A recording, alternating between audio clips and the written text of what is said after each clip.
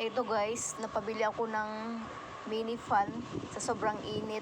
Ito guys, pwede nyong dalhin to sa labas.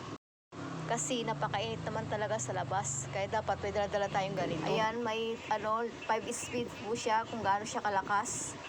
Ayan, hanggang 5 speed po siya.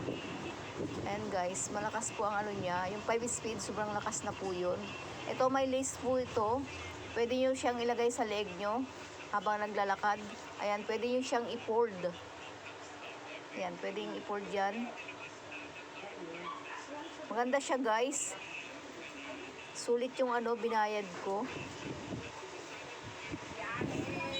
Maganda yan nilagay ko sa leg ko, ayan.